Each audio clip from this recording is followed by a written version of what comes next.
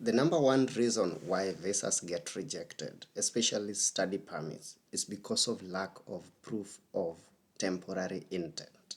Let me unpack that.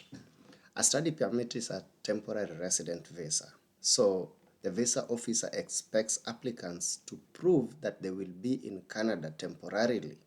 This is what they call ties to home country. Mm.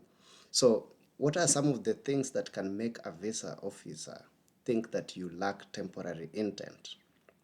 Number one, you are making suspicious career transition. For instance, I studied electrical engineering at the University of Nairobi. And then all of a sudden, I decide to pursue a diploma in nursing. That one will be a big, big red flag. Number two, suspicious source of funds. You said that your uncle deposited a huge sum of money to support your studies, but there's no official document to prove relationship with your uncle or any motivation for that kind of support. That will be a red flag. Some people tell their friends to send money to their accounts or include statements from dubious sources with a motivation to sponsor their studies. The, Without a motivation to sponsor their studies, the visa officer will flag that because they know that there's no one who can just wake up one day that they are your friend and they now want to spend millions of Kenyan shillings to sponsor your graduate studies. Number three, you did not include any assets or businesses, career interests that tie you to your home country. You see, these are things that are very important to the visa officer. I know most of you are fond of listing family ties, but these are not always enough. You see, when they tell this from the way you list your family information, they can say that your family is broken. And if you list, there are things that can be indicators of a broken family. Maybe you come from polygamous family, and there are so many things that can show brokenness. If they notice that and there's no accompanying asset, then they will think that you are planning to stay in Canada forever. Then you are also planning to move in. That is number four. You are planning to move in with your spouse and your children or your child. These are the only people who should have been your strongest emotional uh, tie, but you are now moving all of them to Canada. Now that will be a red flag. Yeah, there is no one remaining at home to force you to go back. So the visa officer may flag your application. This happens especially when they cannot see any proper uh, financial ability to take care of those people without working in Canada. If you are sponsored by a rich parent, it may pass, but if not, it's very difficult. So, how do you address this? Number one, ensure you have explained a career projection. You have an explainable career projection. You can tell what your career is moving to. Even if you intend to move from a degree in mathematics to nursing, start by applying for a relevant program, yeah? And then change your program when you are already in Canada. Mine was simple. I was moving from electrical engineering to mechanical engineering.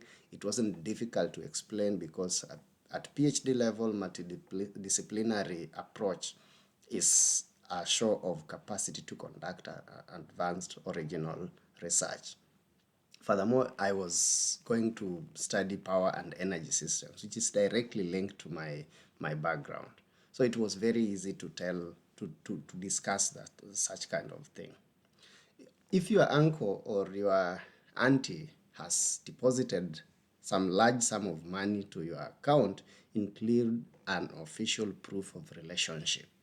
This is easy using birth certificates. You can prove that your uncle is related to you if you provide his birth certificate and that of your mother or your father, depending on whether that uncle is maternal or paternal.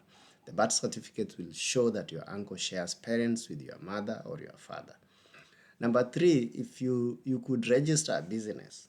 You know, sometimes if you don't have anything that ties you, you could register a business several months before. It is not that hard and it costs very, very little money. Do this at least a year before you do this application. This will show the visa officer that you are interested in building wealth in your country. In your application, you can also include the certificate of incorporation, tax compliance certificate, and proof that you are one of the directors. In Kenya, a proof of being a director is using CR12 form, which shows the list of directors and the number of shares they hold. Failure to include tax compliance certificate could be a red flag because they want you to show that your business is a very strong and it's legitimate. It's something that is acceptable in your country. On career interests, write in your letter of explanation how your degree will be useful in making your career progression. For instance, when I studied at the University of Cape Town, I studied AI, and I explained that once I finish my PhD, I will apply for a job as a research and development officer in one of the big labs in Kenya. Big labs like those opened by Microsoft, Google. These are things, some of those jobs I may not be able to get, but you see, the fact that I will have a PhD from Canada may make it possible. So I listed that. If there is a career transition, explain it clearly. For instance, you may have studied biology and now you want to proceed to nursing. Explain how your experience matches this kind of transition. Number 4, if you are married and you look like me, go fast and move your family later unless you can show that you can support them without working in Canada.